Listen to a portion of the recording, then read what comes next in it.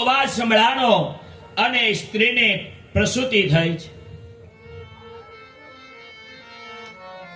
પ્રસૂતિ થવાથી સ્ત્રીને ખૂબ જ ભૂખ લાગી, ખાવાનું માગે છે, પણ રાત્રિનો સમય છે. એ સ્ત્રી પાસે કોઈ કપડા પણ સારા નહોતા અને એ સ્ત્રીને પ્રસૂતિ થઈ. આ બાજુ એ નવોઢા બધું સાંભળી રહી છે. સ્ત્રી ભોજન માગે છે, કપડાનો અવાજ કરે છે, પણ અત્યારે એમના પતિની રાહ જોવે છે. ધીમે ધીમે બ્રાહ્મણ પુત્ર પોતાના રૂમ તરફ આવે છે.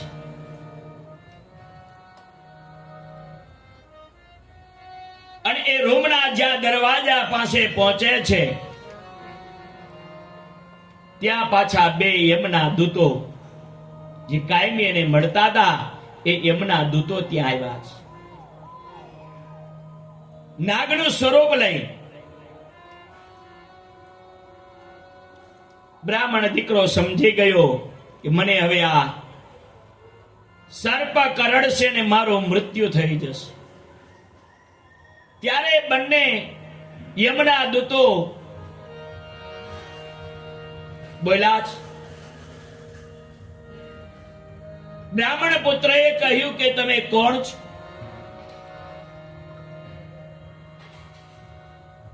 ત્યારે કહ્યું કે અમે બંને યમના દૂતો છે.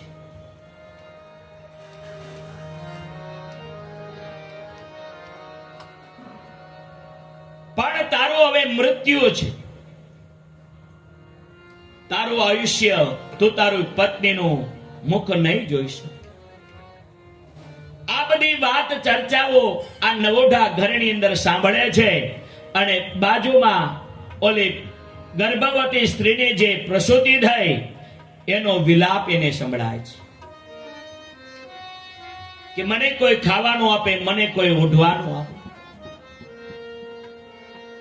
યમના દૂતો જ્યારે આ બ્રાહ્મણ પુત્ર સાથે વાત કરે છે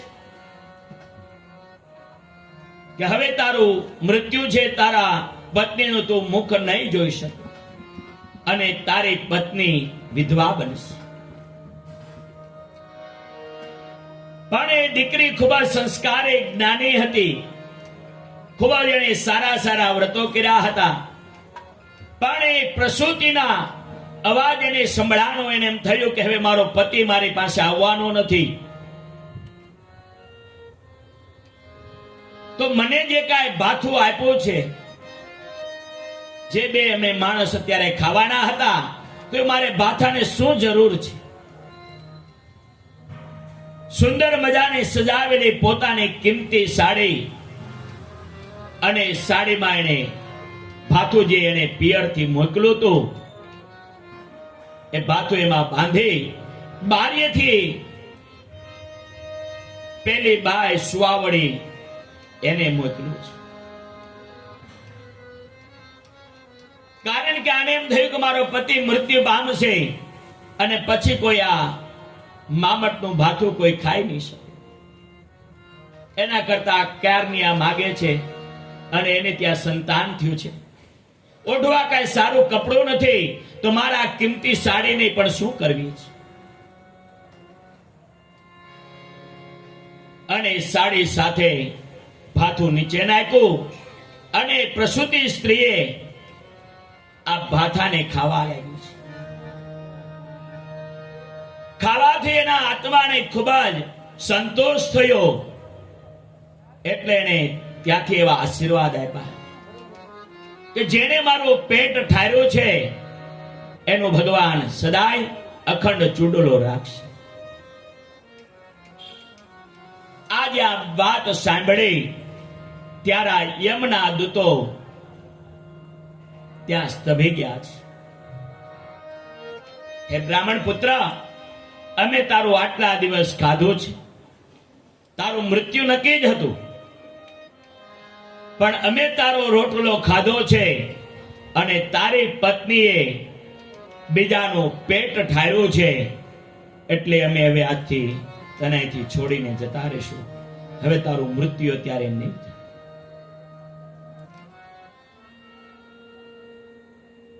કારણ કે તારી પત્ની ગુણવાન, સંસ્કારી, ધર્મવાન છે. એને આ પ્રસૂતિ વાળી સ્ત્રીને જ્યારે ખવડાવ્યું, અહીંયા વિધાતાના લેખની અંદર તારી પત્નીએ મેખ મારી દીધો છે. હવે અમને યમનો આદેશ આવ્યો છે કે ભાઈ એનું મૃત્યુ નહીં કરવાનું. અને યમના દૂતો ત્યાંથી પાછા વળ્યા અને આ બ્રાહ્મણનો દીકરો એની પત્ની નોઢા પાસે જાય છે. દિવ્ય ભગવાનની કથા સમજાવે, બતાવે, કરેલું ક્યારેય વ્યર્થ થતું નથી. ગમે ત્યારે આપણે એનું ફળ પ્રાપ્ત થાય છે, પણ એ કર્મ કરવું પડે. એટલે ભગવાન ગીતાજીની અંદર ભગવાને કીધું કે કર્મણે બાધિકારસ્તુ મહાફલેષુ કદાચન. હે જીવ, કર્મ કરવાનું, ફળની ક્યારે આશા નહીં રાખવી. અને આપણે તો વાયવા પેલા ફળ માગી લઈએ છીએ. અમારી પાસે ઘણા બધા આવે કે મહારાજ વિધિ કરશું તો ફળ મળશે. હવે એ તો અમને તો ખબર છે મળશે, પણ તને કેવો એમાં શ્રદ્ધા, તને કેવી એમાં વિશ્વાસ છે, એ ઉપર ફળ મળે. તો ખાલી ફળ માટે જો વિધિ વિધાન કરતો હોય તો તરત ફળ નહીં મળે, તો વાર લાગશે. પણ તારે ભગવાન ઉપર શ્રદ્ધા રાખવી પડશે, વિશ્વાસ રાખવો પડશે. શ્રદ્ધા વિશ્વાસ રૂપી. આ તો દેવનો દેવ મહાદેવ એ શ્રદ્ધા વિશ્વાસ રૂપિણીનો દેવ છે.